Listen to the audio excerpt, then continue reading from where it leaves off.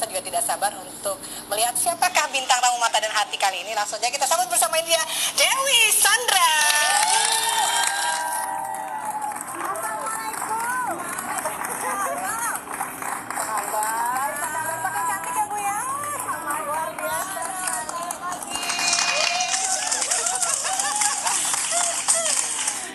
Dewi sekarang kayaknya kita jadi adem gitu ya, tenang gitu. Insya Allah. Mudah-mudahan. Apa kabar sih Bu? Sibuk apa sekarang? Sekarang lagi sibuk apa ya? Sibuk ngurusin suami pastinya, terus sibuk dengan beberapa acara luar biasa. Borongan ya, borongan. Tapi kalau misalnya lihat, siapa sih yang nggak kenal dengan Dewi Sandra ya kan? Perjalanan hidup pasti juga banyak yang sempat mengikuti.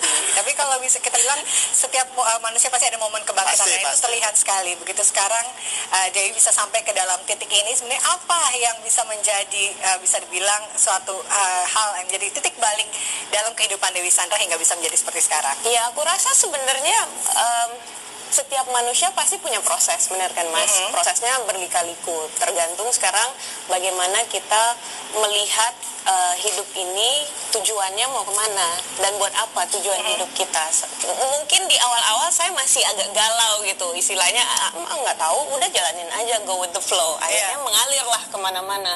Dan kadang-kadang dengan mengikuti aliran itu, kadang-kadang kita suka kepleset, suka kepentok, tapi dengan hal-hal itu akhirnya I've learned so much. Saya belajar banyak banget sampai akhirnya sampai ke titik ini, titik dimana oh aku udah tahu nih kayaknya kalau untuk menjalankan itu resikonya seperti apa. Jadi lebih baik kita cari solusi atau jalan yang berbeda lagi.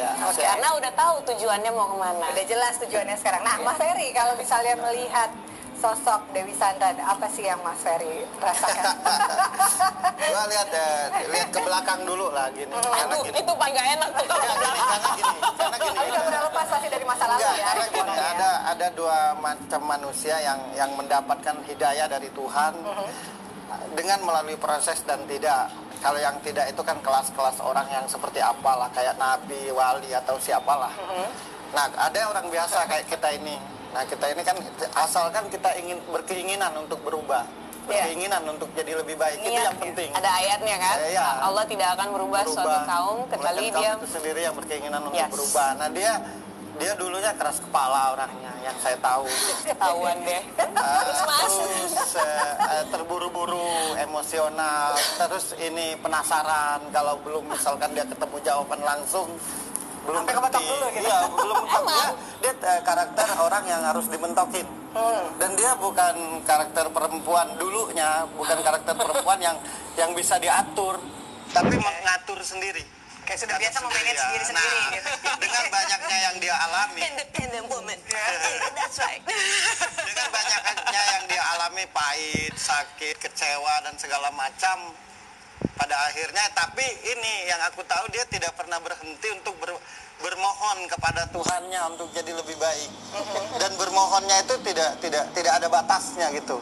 Tidak melalui pas ibadah baru mohon. Di luar itu pun dia melakukan itu.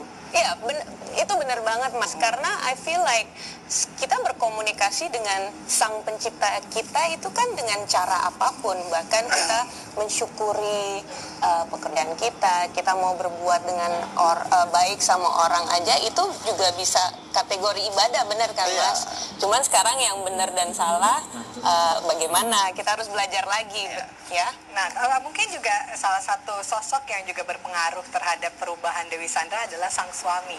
Ya, kalau kita baca berita tentang Dewi selalu bilang, saya sudah menemukan imam saya. Dia selalu bilang begitu. Gini, yang menjadikan manusia itu jadi baik atau selamat dari sesuatu yang jahat itu bukan karena hanya diselamatkan saja, tapi karena menerima kejahatannya, menerima kejelekannya, menerima kekurangannya. Nah, dengan dia menerima kekurangan orang yang gak bagus atau yang jelek itu, pada akhirnya orang yang diterima itu akan berubah dengan sendirinya. Nah, dia merasa, oh ini dari sekian banyak orang yang mungkin meremehkan saya, yang menganggap saya jahat, menganggap saya kurang ini, kurang itu, kurang anu, dia akhirnya bertemu dengan orang yang menerima dia apa adanya. Oh, sejauh apa sih Mas Agus berpengaruh terhadap kehidupan Dewi atau influence-nya seperti apa? Sangat. amat sangat. Ya. Ya. Jadi jawab Mas Agus. Ya salah ya. Sudah nggak apa-apa, boleh. Saya balik duluan. Nanti kalau udah selesai gue kesini lagi.